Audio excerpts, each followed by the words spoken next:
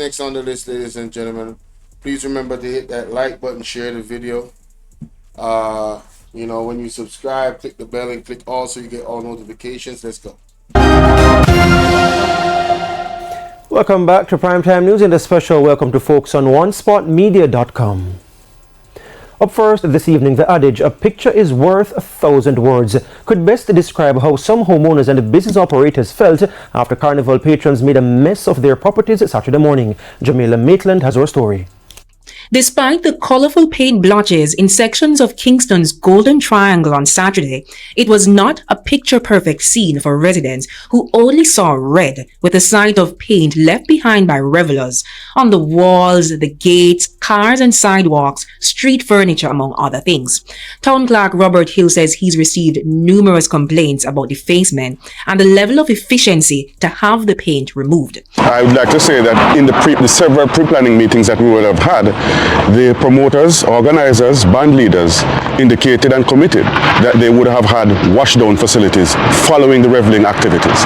What has happened is that it is either halfway done or not properly done, and residents have been calling, both the mayor, myself, and the team that is out on the road from Ksamc, expressing their displeasure and their concern about the paint splashing on the walls, on the roads. These are residences that people live, and so I can understand the heightened sensitivity around it and the action that is required to resolve this issue. At least 2 carnival bands were hosting a road march on Saturday in St. Andrew with hundreds of patrons.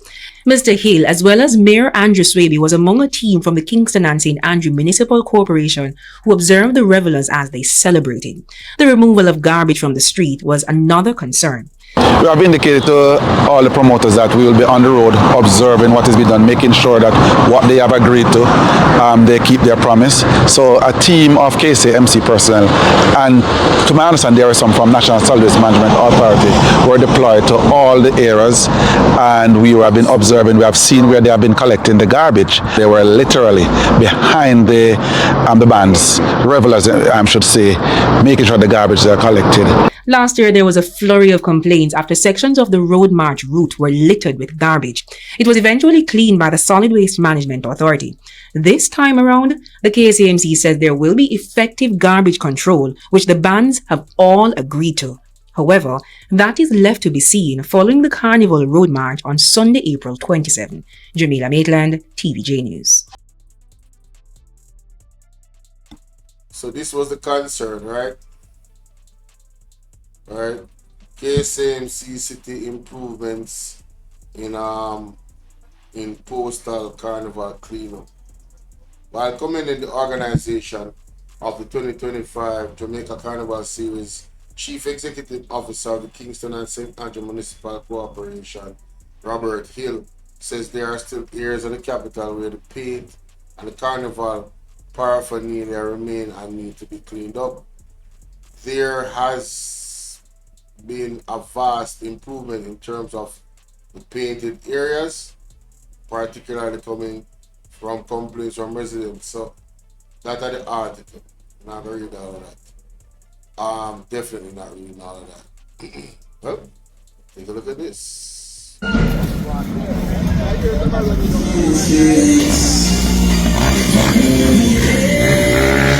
My name is Robert Hill, Chief Executive Officer, Kingston and St. Andrew Municipal Corporation. Day 2 of the carnival, I know that day 1 you weren't pleased with some stuff. Can you just give me your assessment of it? Well, I must say that it has been a vast improvement in terms of the cleanup of the painted areas that were inundated, particularly coming from the complaints from residents along the route that the Juve persons marched. There are still some areas that need attention. We did an assessment just tonight, and we realized that some corporate places are still marked with the Juve paint in the New Kingston area, generally speaking, and in halfway through as well. Road signs.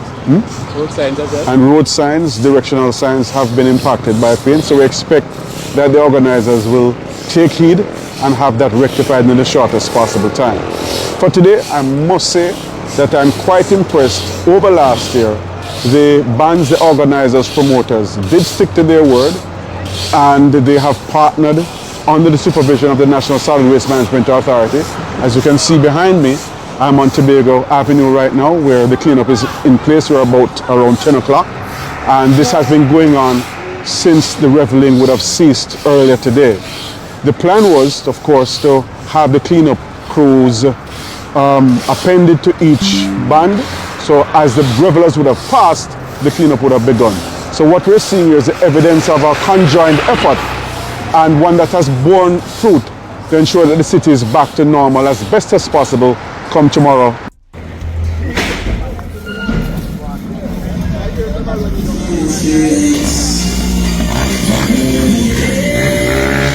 My name is Robert Hill, Chief Executive Officer, Kingston and St. Andrew Municipal Corporation. Day 2 of the carnival, I know that day 1 you weren't pleased with some stuff.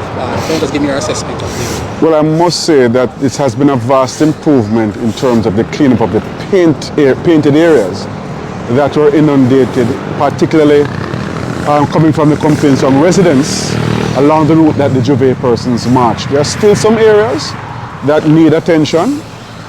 We did an assessment just tonight, and we realized that some corporate places are still marked with the Juve paint in the New Kingston area, generally speaking, and in Halfway Tree as well. Road signs. Road signs as well. And road signs, directional signs have been impacted by paint, so we expect that the organizers will take heed and have that rectified in the shortest possible time. For today, I must say that I'm quite impressed. Over last year, the bands, the organizers, promoters did stick to their word, and they have partnered under the supervision of the National Solid Waste Management Authority. As you can see behind me, I'm on Tobago Avenue right now, where the cleanup is in place. We're about around 10 o'clock, and this has been going on since the reveling would have ceased earlier today. The plan was, of course, to have the cleanup crews appended to each band, so as the revelers would have passed, the cleanup would have begun. So what we're seeing here is the evidence of a conjoined effort, and one that has borne fruit to ensure that the city is back to normal as best as possible come tomorrow. So let's say Ksamc not playing, not laugh with nobody. Good work. Wellington targets agricultural growth to strengthen local economy. Big up Miss Wellington. Seeing? It says here, Miranda Wellington, a teacher at Black River High School and the People's National Party, prospective candidate for St. Elizabeth Southwestern, says her top priority if elected as a member of parliament is to breathe new life into the parish struggling agricultural sector and the local economy. The 40-year-old educator is taking aim at two-term incumbent Floyd Green. The current minister of Fisheries, Agriculture and Mining.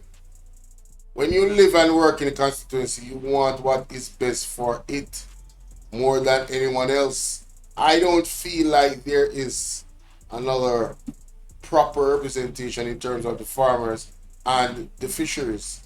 Who predominantly make up the economy based on the constituency, she told the Gleaner on Friday. Wellington, the daughter of a farmer who would see heavy focus on farmers, declaring that farming and teaching are two most important professions in any country. Having taught for 17 years, I see the value of education, but I also find to be true is that many of our children are no longer coming to school, and that's because the economy based on our constituency is no longer viable, which is farming, she said. So she not play people. Wellington said that there's a direct relationship between farming in the constituency and families' ability to provide for, sustain themselves. She told the Sunday Cleaner, while prior generations were able to forge a living through agriculture, the current generation is barely surviving on farming, producing crops without guaranteed markets and often settling for meager earnings. Why that bad? Wellington also blamed the heavy importation of foreign produce for driving down local farmers' motivation and profit margins. it's causing them to turn away from farming. So if the base of your constituency are farmers, right, and they are no longer able to farm, then what you find is that the other aspects of our constituency become retarded. Wellington said, and that's facts. She said a constituency development plan she has put together speaks to engaging marketing industries, making a direct link with farmers. Further, she said marketing and cooperatives business models where multiply producers or businesses collaborate on market efforts to reach a wider audience, shared costs, and achieve benefits and achieve common benefit. What? Common objectives and achieve common objectives. In another strategy she would employ to assist farmers, she said currently farmers are producing and waiting for a market to come to them while wider society unaware of available produce starves for it. Need for niche crops. She also stressed a need for niche crops, which she said would make farmers in constituency competitive and attractive to international markets. Hey man, y'all better check this lady out. She not playing. So critical. She said Rada is so she's rather critical of Rada. Ooh, yeah, it's a lot. Should I read this whole article? Yeah, that's a lot. I'm gonna leave it right there on that. Gross negligence. Expert dismiss NWC statements after several crocodiles died in drained sewage pond. Don't you hear that? Several crocodiles. The man who dismissed NWC statement. Wow. What did he say? A statement from the National Water Commission is being met with skepticism and frustration from the crocodile conservationists following the death of at least 10 of the protected species at the Greater Portmore sewage pond in St. Catherine. Wow. Alright, big up on yourself. This is the last thing on my cover. You see me? Junction fear. St. Mary Road not statistically dead, but jitters remain amid absence of safety measures. Junction fear. A long-time resident of Golden Valley in St. Mary says she feels a wave of fear every time she travels along certain section of Junction Main Road, especially those lacking embankments and retaining walls. Her fear intensifies last Monday after a tragic car crash.